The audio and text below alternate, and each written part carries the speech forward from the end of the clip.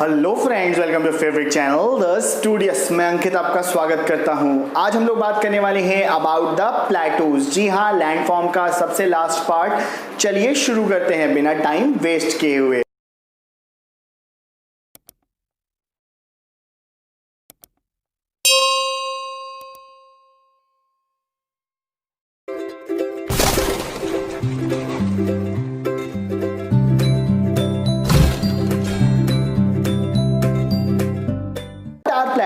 Plateaus are basically table top areas. ये table top areas होते हैं जो प्लेन्स से थोड़े से ऊंचे होते हैं और माउंटेन्स के मुकाबले नीचे होते हैं। ये इनकी हाइट जो होती है कुछ 100 मीटर से लेकर कुछ 1000 मीटर्स के बीच में हो सकती है। प्लेटूज को पहचानने के लिए सबसे इंपॉर्टेंट चीज होती है कि that they are basically having a steep slope on one side और more than one side, but एक साइड से उस पर एक रोलिंग स्लोप होगी या जेंटल स्लोप होगी। और ऊपर जब उसके टॉप पे आप पहुंचेंगे तो यहाँ पे कोई पीक नहीं मिलेगी, आपको कोई क्लिफ नहीं मिलेगा, एक फ्लैट सरफेस मिलेगा टॉप में।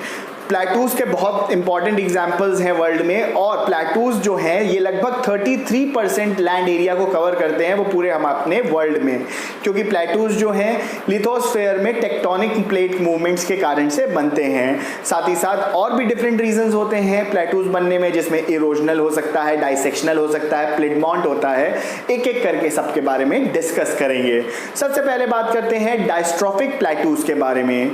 डायस्ट्रॉफिक प्लेटूज देखिए क्या होता है। डायस्ट्रॉफिक प्लेटूज वो प्लेटूज होते हैं जो टेक्टोनिक मूवमेंट के कारण से बनते हैं।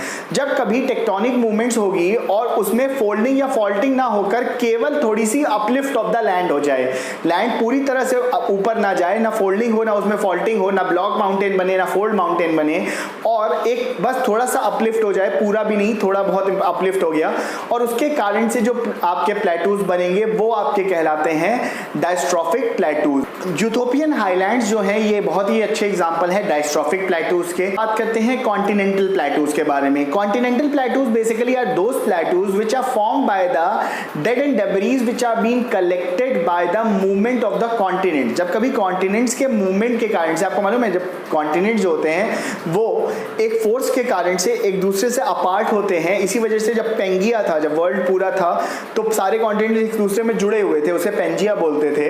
और धीरे धीरे आपका कॉन्टिनेंटल ड्रिफ्ट बोलते हैं इसे, कॉन्टिनेंटल ड्रिफ्ट के कारण से आपस में दूर होते चले गए। तो इन्हीं डेड एंड डेब्रीज के कारण से जब जो प्लेटूज बनते हैं उन्हें कॉन्टिनेंटल प्लेटूज बोलते हैं। एग्जांपल आपका नॉर्वे और आइलैंड के पास मिलने वाला एटलांटिक प्लेटूज हैं। अब बात करते हैं इंटरमॉन्टेन प्लेटूज के बारे में। इंटरमॉन्टेन प्लेटूज क्या होते हैं, नाम से ही बता रहा है, ऐसे प्लेटूज जो दो माउंटेन के बीच में हो। जब दो माउंटेन टेक्टोनिक प्लेट्स के मूवमेंट के कारण से बनी और जब उनके बीच का एरिया जो है वो पूरी तरह से राइज अप नहीं हुआ और वो एरिया फ्लैट रह गया, तो वो प्लेटूज कहलाते हैं इंटरमॉन्टेन प्लेटूज। बेसिकली जो वर्ल्ड का सबसे टॉप इंटरमॉन्टेन प्लेटू है, जिसे रूफटॉप ऑफ द वर्ल्ड बोलते हैं, वो है आपका तिब्बत।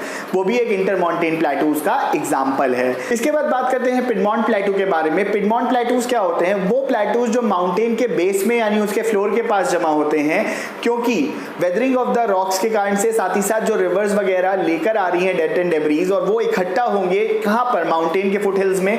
और यहां पर एक साइड पे तो माउंटेन होगी, दूसरी साइड पे क्या होगा, यहाँ पे प्लेन्स हो सकता है, ओशंस हो सकते हैं, कोस्ट हो सकता है, तो वो कहलाता है आपका पिडमॉन्ट प्लेटू। इसका बेस्ट एग्जांपल है एपेलेचियन माउंटेन्स जो आपके यूएसए में है, उसके फुटहिल्स में मिलने वाले प्लेटूज। बात करते हैं वोल्केनिक प्लेटूज के बारे में, यानी कि लावा प्लेटूज के बारे में। लावा प्लेटूज बेसिकली वो प्लेटूज होते हैं जब कभी जो लावा आपका निकलता है वोल्केनोज से और वो सॉलिडिफाई होकर मैग्मा जो है वो एक हार्ड लेयर बना ले और एक बड़ी स्केल में, एक बड़ी दूर तक फैल जाए, वो कहलाता है आपका लावा प्लेटूज।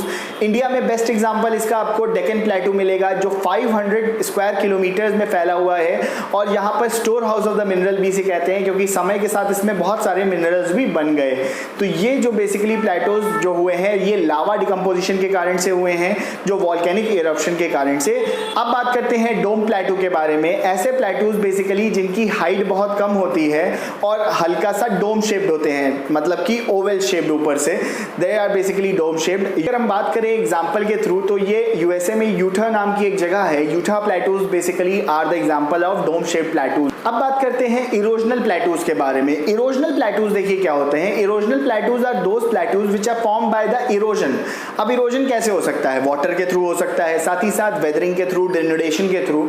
जब लॉन्ग पीरियड ऑफ टाइम, जब टेक्टोनिक प्लेट्स किसी भी माउंटेन की, मैंने बताया था, सेटल हो जाती है, क्या होता है, धीरे धीरे ओल्ड फोल्ड माउंटेन में बदल जाता है। और ओल्ड फोल्ड माउंटेन के बाद की स्टेज जो होती है उसकी प्लेटू बनने की स्टेज होती है।